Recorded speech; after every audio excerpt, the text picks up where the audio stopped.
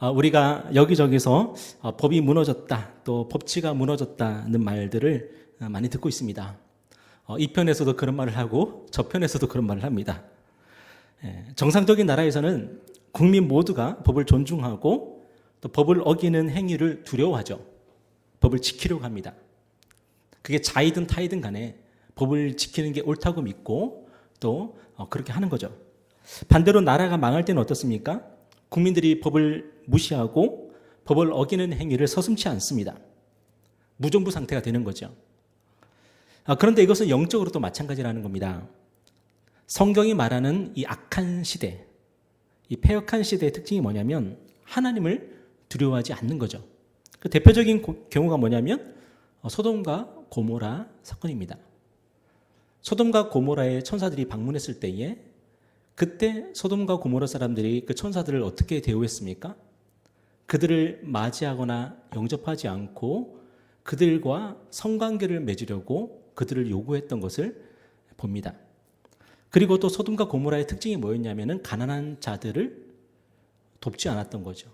그래서 소돔과 고모라에는 크게 두 가지 큰 죄가 있었는데 하나는 성적인 죄였고 또 하나는 가난한 자들을 억압했던 그런 죄였습니다.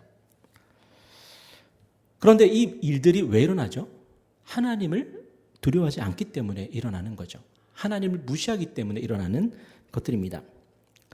지금 이 시대가 어쩌면 하나님 보시기 악한 시대, 또 패역한 시대가 아닌가 하는 생각이 듭니다. 왜냐하면 많은 사람들이 하나님을 두려워할 줄 모릅니다. 어떤 행동을 하거나 어떤 말을 하거나 어떤 결정을 할 때에 하나님이 두려워서 이걸 했다 또는 안 했다 그러는 경우가 많지 않습니다. 심지어 많은 사람들이 뭐라고 말하냐면 하나님이 없다 합니다. 심지어 교회 다니는 사람들도 하나님이 없는 것처럼 살아갑니다. 며칠 전에도 얘기 나누면서 들어보니까 교회 다니는 분들이 그렇게 많이 점을 보러 간다면서요. 제가 그렇게 많이 그렇게 하는지는 몰랐습니다. 그런데 그게 그렇게 일반화가 되어 있는 줄 제가 며칠 전에 알았습니다. 여러분 이게 뭡니까? 교회를 다니지만 하나님을 믿고 예수를 믿는다고 하지만 실제로는 무신론자처럼 살아가는 거죠. 그런데 하나님께서 복음을 통해서 우리를 변화시키시고 말씀을 통해서 우리를 변화시키시면은 첫 번째로 우리 가운데 나타나는 현상이 있는데요. 그게 뭐냐면 하나님을 두려워하는 마음이 생긴다는 겁니다. 하나님을 두려워하는 마음, 그 마음을 불러일으켜 주시는 겁니다. 그래서 오늘 37절에 보니까 그들이 이 말을 듣고 마음에 찔려 베드로와 다른 사도들에게 물어 이르되 형제들아 우리가 어찌할꼬 하거늘. 여러분 지금 어떤 상황입니까? 불과 한 50일 전에 예수 그리스도께서 십자가에서 처형당해 죽으셨습니다. 이게 불과 50일 전의 이야기입니다. 그리고 오순절, 50일 뒤에 오순절 성령 강림 사건이 일어난 거거든요. 그러니까 예수 그리스도의 처형 사건은 불과 50일 전의 일입니다. 그러니까 사람들에게 이 사건은 굉장히 생생하게 지금 남아있는 사건이고 지금 예루살렘에 회자되고 있는 그런 사건입니다. 그런데 베드로와 사도들이 성령을 받아서 그들이 정말로 놀라운 모습으로 변화가 되었고 하나님의 큰일, 이 복음을 증가하는 거죠. 그리고 베드로와 사도들이 예수 그리스도의 십자가와 부활과 승천의 복음을 전했을 때 사람들이 어떻게 반응하냐면은 하나님을 두려워합니다. 하나님을 두려워하면서 뭐라 그러는 거예요? 마음에 찔려. 그전에는 마음에 찔림이 없었다는 거죠. 근데 지금 마음에 찔려서 우리가 어찌할꼬 그럽니다. 그럼 우리가 어떻게 하면 좋냐? 50일 전에 십자가에 달려 죽은 그분이 하나님의 아들이라면 우리가 그분을 로마인들에게 넘겨주었고 로마인들의 손에 죽게 만들었다면 우리는 지금 어떻게 하면 좋겠냐고. 우리는 이제 저주받은 거다. 우리는 이제 지옥 간다고 다들 두려워하는 겁니다. 여러분 복음을 들으면 이렇게 하나님에 대한 두려운 마음이 회복되는 거죠. 그런데 이 두려운 마음이 회복되는 것은 좋은 걸까요? 나쁜 걸까요? 너무너무 좋은 겁니다. 왜냐하면 이 두려움은 우리를 죽이는 두려움이 아니라 우리를 살리는 두려움이기 때문에 그렇습니다. 왜냐하면 우리가 하나님을 두려워하기만 하면, 하나님을 두려워해서 하나님 앞에 나아가서 제가 어떻게 하면 좋겠습니까? 제가 어떻게 하면 좋겠습니까? 주여, 이 죄인도 용서받을 수 있나요? 그렇게 제가 어떻게 하면 좋겠습니까? 할 때에 하나님은 절대로 거절하지 않으시고 우리에게 용서받을 길을 열어주신 하나님이십니다.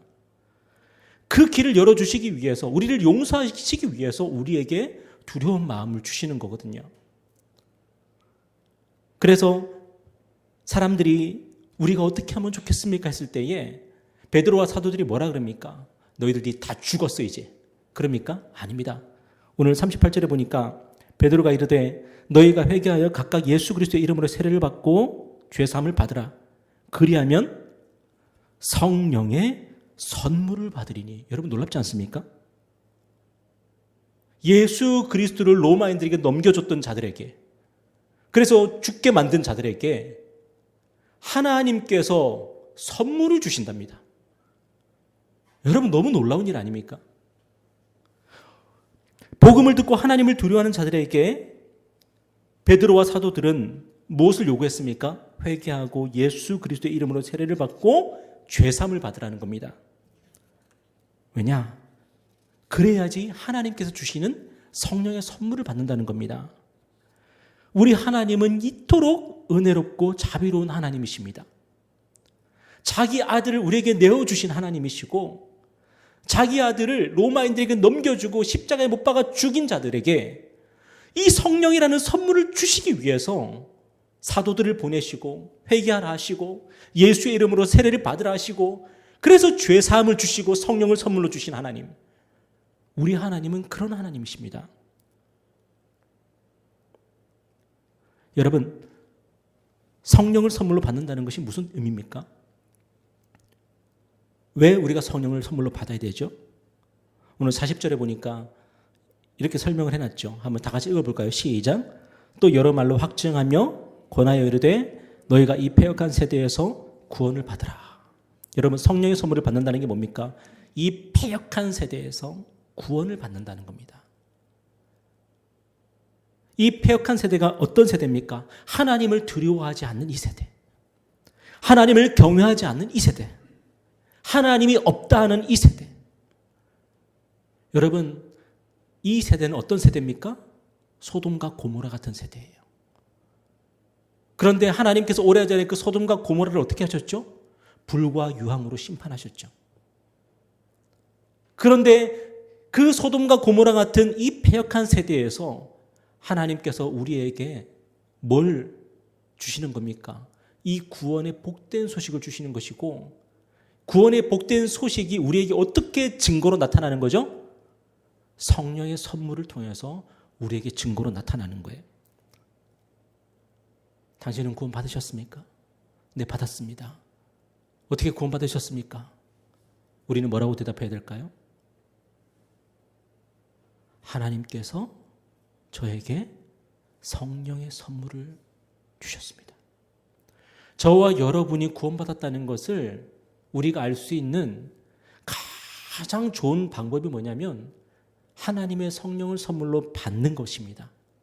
성령을 선물로 받아서 예수 그리스도가 믿어지고 성경의 말씀들이 믿어지고 예수 그리스도께서 나를 따르라 그럴 때에 그 성령의 도우심을 따라서 예수를 따르는 삶을 살게 되고, 예수의 십자가가 광채가 나고 그 영광이 보이는 것, 그게 바로 성령께서 우리 안에 오셔서 하시는 일입니다. 그리고 그것이 바로 내가 구원받았다는 것을 알 수 있는 가장 유력한 증거예요. 혹시라도 성경이 읽고 싶어질 때가 있습니까? 성령께서 하시는 일입니다. 여러분, 기도하고 싶어질 때가 있습니까? 성령께서 하시는 일이고요. 이 세상이 나에게 줄 수 있는 선물보다 하나님께서 나에게 주시고자 하는 그 선물이 더 값지고 영광스럽게 느껴진다면 그건 성령께서 하시는 일입니다. 한마디로 우리의 죄악된 본성을 거스르는 말과 행동들이 나오고 우리의 생각이 되어진다는 것은 우리 안에 성령이 오셔서 우리 안에서 역사하시기 때문에 일어나는 일들입니다.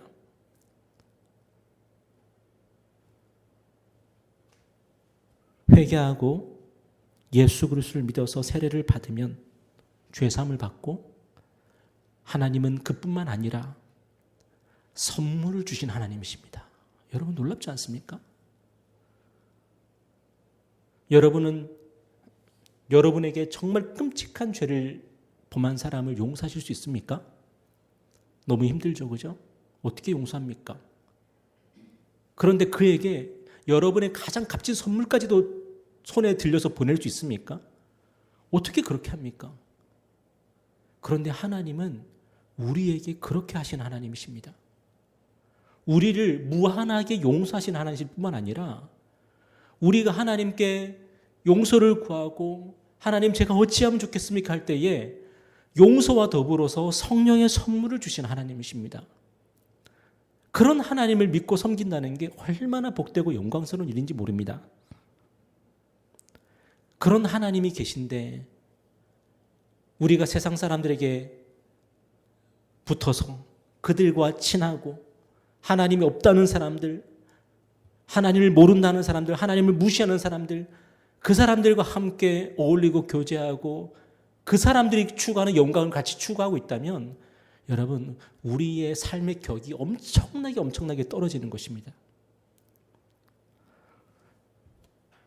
오늘 베드로와 사도들이 우리에게 말씀하고 있습니다. 회개하라고.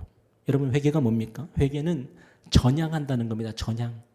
전향한다는 겁니다. 이 세상 나라에서 내가 하나님의 나라로 전향하는 것이고 내가 육체를 따라 사는 그 삶에서 이제는 성령을 따라 사는 삶으로 전향하는 것이고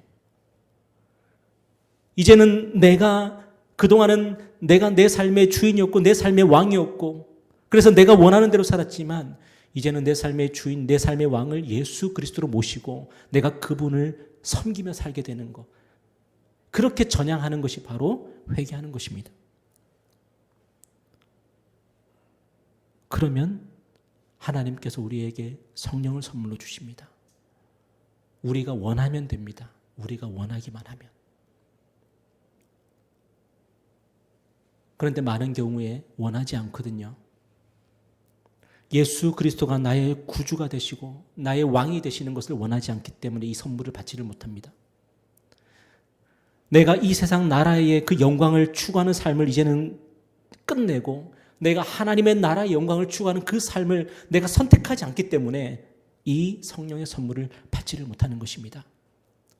여러분, 우리 하나님께서 분명히 약속하십니다.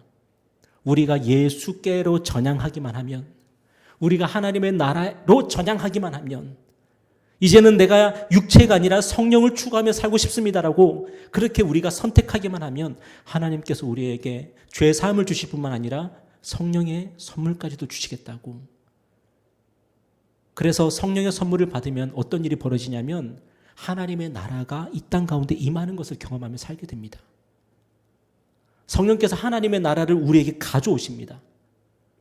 그래서 성령 충만한 사람들은 이 세상 나라, 이 세상이 지극히 미약해 보입니다. 별것 아닌 것처럼 보이는 거죠. 왜냐하면 하나님의 나라가 내 삶 가운데 들어왔기 때문입니다. 저와 여러분의 삶에 그런 은혜를 하나님이 주시기를 원하시는 거예요. 베드로가 이렇게 복음을 전하니까 수많은 사람이 세례를 받고 예수 그리스도의 나라로 전향을 합니다.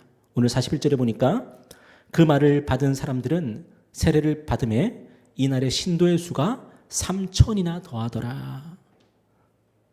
어떻게 이렇게 많은 사람들이 세례를 받고 예수 그리스도의 나라로 전향을 했을까요?